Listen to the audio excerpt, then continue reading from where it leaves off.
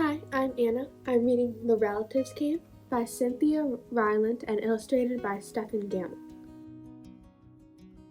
It was in the summer of the year when the relatives came. They came up from Virginia. They left when their grapes were nearly purple enough to pick, but not quite. They had an old station wagon that smelled like a real car, and in it they put an ice chest full of soda pop, and some boxes of crackers, and some bologna sandwiches. And up they came, from Virginia. They left at 4 in the morning when it was still dark, before even the birds were awake.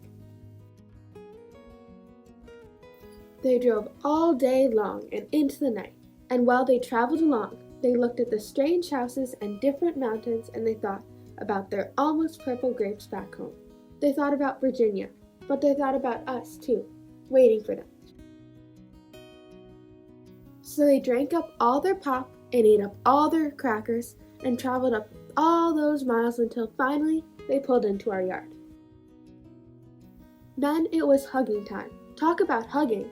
Those relatives just passed us all around their car, pulling us against their wrinkled Virginia clothes, crying sometimes. They hugged us for hours.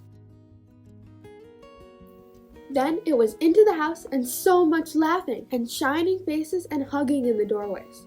You'd have to go through at least 4 different hugs to get from the kitchen to the front room. Those relatives! And finally, after a big supper, 2 or 3 times around, until we all got a turn at the table, and there was quiet talk, and we were in 2s and 3s through the house. The relatives weren't particular about beds, which was good since there weren't any extras, since a few squeezed in with us, and the rest slept on the floor, some with their arms thrown over the closest person, or some with an arm across one person and a leg across another. It was different going to sleep with all that new breathing in the house.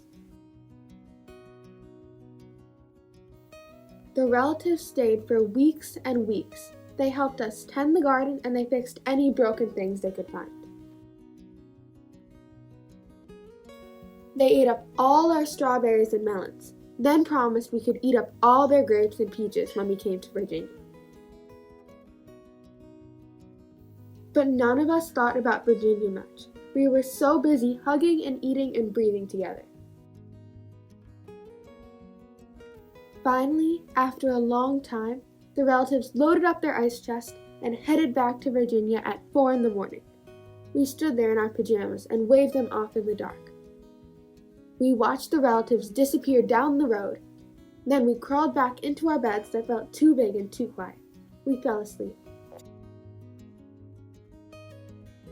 And the relatives drove on, all day long and into the night, and while they traveled along, they looked at the strange houses and different mountains, and they thought about their dark purple grapes waiting at home in Virginia. But they thought about us too, missing them, and they missed us. And when they were finally home in Virginia, they crawled into their silent, soft beds and dreamed about the next summer. The end.